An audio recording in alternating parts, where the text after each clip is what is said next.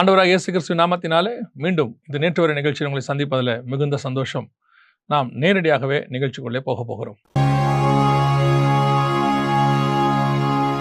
முதலாவதாக போன 2 வாரமாக பார்க்காத ஒரு விஷயத்தை பார்க்க போகிறோம். Israel Palestinian conflict. அதாவது இந்த இஸ்ரேல் ஹமாஸ் பிரச்சனைகள் போயிட்டே இருக்குது இல்லையா? இப்போ அது கொஞ்சம் அடுத்த கட்டத்துக்கு, அதாவது ஒரு சீரியஸான இடத்துக்கு போயிருக்கு. என்ன அப்படின்னு கேட்டிங்கன்னு சொன்னால், இஸ்ரேலுக்கு எதிராக ஐரோப்பிய நாடுகள், யூகே, பிரான்ஸ் போன்ற பல நாடுகள், 10க்கும் மேற்பட்ட நாடுகள் திரும்பி இருக்கு. ஏன் அமெரிக்கா கூட, ட்ரம்ப் கூட சில வார்னிங் கொடுத்துருக்கிறாரு அப்படின்னு பார்க்குறோம். அதே நேரத்தில் அவர் அரபு நாடுகளுக்கு விசிட் பண்ணுறாரு. இதெல்லாம் பார்க்கறதுக்கு எப்படி தெரியுது அப்படின்னு கேட்டிங்கன்னா, இஸ்ரேலுக்கு எதிராக ஒரு பெரிய சீன் கிரியேட் ஆகுது, நம்ம எல்லாம் பார்க்க முடியுது. சரி, இஸ்ரேல் என்ன சொல்லுது இது விஷயமா அப்படின்னு பார்த்தீங்கன்னா, இஸ்ரேல் ஹமாஸ் மேலே இன்னும் ஃப்ரெஷ்ஷாக வார தொடங்கி இருக்கிறாங்க. இன்னும் குண்டுகள் போடுறாங்க. நடுவில் அவங்க என்ன சொல்லியிருக்காங்கன்னா, அதாவது ஹமாஸ் நாடு கடத்தப்பட்டால், ஹமாஸ் மொத்தமாக நாடு கடத்தப்பட்டால் இந்த காசா வார நிறுத்துறதை பற்றி நாங்கள் பேசலாம் அப்படின்னு சொல்லியிருக்காங்க. இடையில அவங்களுக்கு உதவிகள், அதாவது உணவு உதவிகளை அனுமதிச்சிருக்கிறாங்க. ஆனால் மற்ற இந்த வார நிறுத்துறதை பற்றி அவங்க எதுவுமே பேசலை. ஆனால் மற்ற நாடுகள் ஐநா சபையில் போய் இதை உடனடியாக நிறுத்தணும் அப்படின்னு சொல்லி பேசியிருக்கிறாங்க.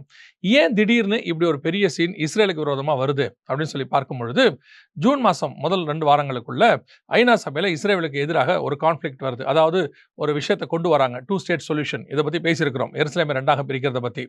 இப்போ இந்த நாடுகள் அத்தனையுமே, இந்த எந்தெந்த நாடுகளாம் இஸ்ரேலுக்கு எதிராக பேசியிருக்குதோ அத்தனை நாடுகளுமே இந்த எருசலேமே 2ஆ பிரிக்கணும் அப்படிங்கிறத ரொம்ப தீர்மானமாக இருக்கிறாங்க. மற்ற நாடுகளும் அதுக்கு உறுதுணையாக இருக்கிறாங்க. ஸோ இந்த இஷ்யூ இப்போ பெருசாக போயிட்டே இருக்குது.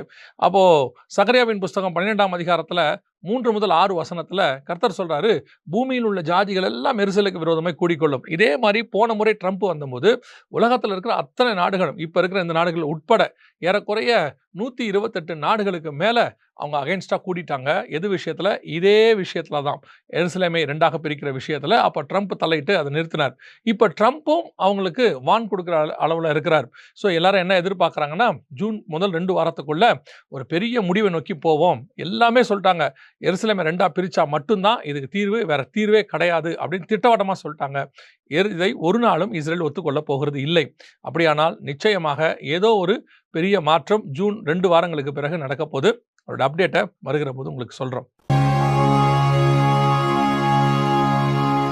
அடுத்தபடியா நாம் என்ன பார்க்க போறோம்னு கேட்டிங்கன்னா, இது மனுஷன் செய்த தவறா இல்லை அறிவியல் வளர்ச்சியா அப்படிங்கிறத நம்ம தான் டிசைட் பண்ணிக்கொள்ளணும். என்னன்னு கேட்டிங்கன்னு சொன்னால், சேட்டிலைட் நம்ம விடுறோம் இல்லையா, விண்வெளிக்கு நம்ம செயற்கைக்கோள்கள் விடுறோம் இல்லையா, இந்த செயற்கைக்கோள் ஆபத்தான ஒரு வளர்ச்சி அடைஞ்சிருக்குது அப்படின்னு விஞ்ஞானிகள் சொல்கிறாங்க. என்னன்னு கேட்டால், இப்போ சேட்டிலைட்டோட எண்ணிக்கைகள் எவ்வளோன்னு கேட்டிங்கன்னா 11,700. இதோடு கூட இந்த ஏற்கனவே சேட்டலைட் விட்டு அதெல்லாம் தன்னுடைய ஓட்டத்தை முடிச்சு அந்த ஆர்பிட்டில் சுற்றிட்டு இருக்கும் இல்லையா, அதெல்லாம் ஏற்கனவே 14,000 தாண்டிருச்சாமா. 2050க்குள்ள 1,00,000 சேட்டலைட்ஸ் இப்போ இருக்க போதாம். நம்ம இந்த ஸ்பேஸ் எக்ஸ்ன்னு சொல்கிறோம் இல்லையா, எலான் மாஸ்கருடையது, அவங்க மட்டுமே 60% சேட்டலைட்டை ஹோல்ட் பண்ணுறாங்க. ஒரு வருஷத்தில் மட்டும் 2,800 சேட்டலைட் அவங்க விட்டுருக்கிறாங்க. ஸோ இப்போ அவங்க என்ன சொல்கிறாங்கன்னா, இந்த சேட்டலைட் விடுகிற வேகம் அதிகமாகிட்டே போகுது. அதனால் என்ன ஆகுதுன்னு கேட்டிங்கன்னா, டிராஃபிக், அதாவது சேட்டலைட்டில் டிராஃபிக் அதிகமாகிட்டே போகுது. 2050க்குள்ள 1,00,000 சேட்டலைட்டை விட்டுருப்பாங்க. இது மிகப்பெரியதான விண்வெளியில் ஒரு டிராஃபிக்கை உண்டாகும்.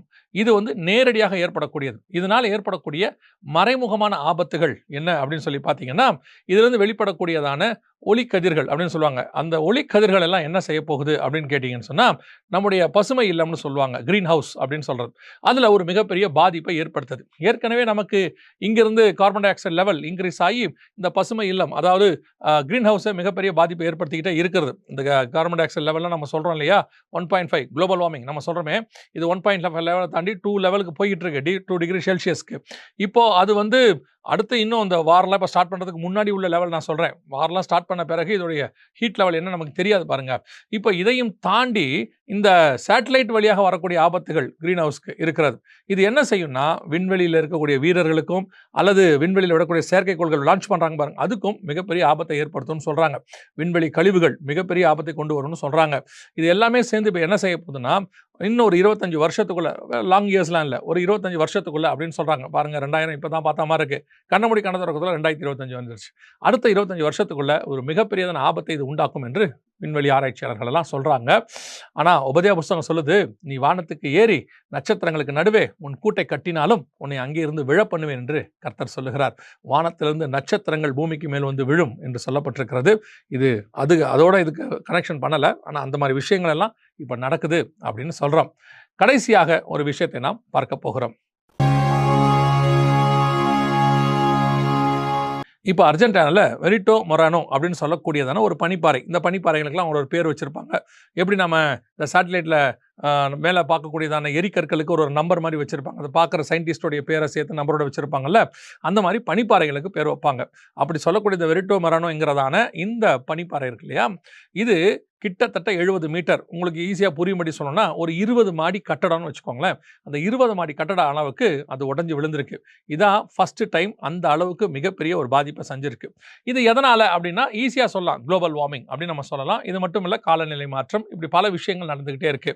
இதனால ஏற்படக்கூடிய விளைவுகள் என்ன அப்படின்னு கேட்டிங்கன்னா, மிகப்பெரிய அளவில் வாட்டர் லெவல் இன்க்ரீஸ் ஆகும், சீ லெவல் இன்க்ரீஸ் ஆகும். ஏற்கனவே சீ லெவல் இன்க்ரீஸ் ஆகிட்டே இருக்கு. பல நாடுகளுக்கு, நம்ம இந்தியா உட்பட, சென்னை உட்பட பல நகரங்களுக்கு அவங்க காஷன் கொடுத்துருக்குறாங்க. எந்த அளவுக்கு தண்ணி ஊருக்குள்ளே வரப்போகுது, எந்தெந்த அளவுக்கு அது இன்க்ரீஸ் ஆகும், எத்தனை அடி உயரம் தண்ணி, எல்லாமே சொல்லியிருக்கிறாங்க. ஏற்கனவே இந்தோனேஷியாலாம் வந்து இந்த மாதிரி தண்ணி வரப்போகுதுன்னு சொல்லி ஜகார்த்தாலேருந்து அவங்களோட தலைநகரத்தை உள்ளுக்குள்ளே மாற்றிட்டாங்க. இந்த மாதிரி பல நாடுகளில் பல நகரங்களுக்கு அவங்க கொடுத்துருக்குறாங்க. இப்போது இந்த பனிப்பாறை இன்னும் அதிகமாக உருகி இருக்குது. இன்னும் இது வந்து ஜனங்க வந்து ஒரு சுற்றுலா மாதிரி பார்த்தா இருக்காங்க. ஆனால் விஞ்ஞானிகள் என்ன சொல்கிறாங்க, மிகப்பெரியதான ஒரு சீரியஸ் இஷ்யூஸ் போயிட்டே இருக்குது. ஒரு பனிப்பாறையாக உருகிட்டே இருக்குது. இதுக்கு முன்னாடி பல பனிப்பாறைகள் இந்த மாதிரி உருகி உருகி சமீபத்தில் இத்தாலி அளவுக்கு உள்ளதான ஒரு பனிப்பாறை, அந்த நாடு அளவுக்கு உள்ள ஒரு பனிப்பாறை உருகிருச்சு. இது எல்லாமே சேர்ந்து என்ன பண்ணுதுன்னு கேட்டிங்கன்னா, மிகப்பெரிய அளவில் சமுத்திரத்தை லெவலை இன்க்ரீஸ் பண்ணுது, வாட்டர் லெவலை. வசனம் சொல்லுது லூக்கா 21:25 சமுத்திரமும் அலைகளும் முழக்கமாக இருக்கும் அப்படின்னு. வெறும் சுனாமியை மட்டும் நம்ம கான்சென்ட்ரேட் பண்ணிட்டு இருக்கிறோம் இல்லையா, இந்த சுனாமிகள் ஏன் அடிக்கடி வருது அப்படிங்கிறதுக்கு பல ரீசன்ஸ் இருக்கு. கடலுக்கு அடியில் ஏற்படக்கூடியதான பூகம்பங்கள், அதோடு கூட நம்ம இந்த நியூக்ளியர் பாம்பு வெடிச்சு பார்க்குறாங்க, இதெல்லாம் செய்கிறாங்க இல்லையா, குண்டுகள் டெஸ்ட் பண்ணுறாங்கல்ல, அதெல்லாம் சேர்ந்து இதுவும் அதுக்கு ஒரு காரணமாக இருக்கிறது. ஸோ கடைசி காலத்தில் வெளிப்படத்தில் 6ஆம் அதிகாரத்தில் வாசிக்கும் பொழுது தீவுகள் எல்லாம் அகன்று போகும் அப்படின்லாம் இருக்கு. அந்த நிலை இப்பொழுது உருவாயிருக்கு. ஆப்பிரிக்கா கண்டம் கூட ஒரு இன்னொரு பகுதியாக உடையுதுன்னு சொல்றாங்க.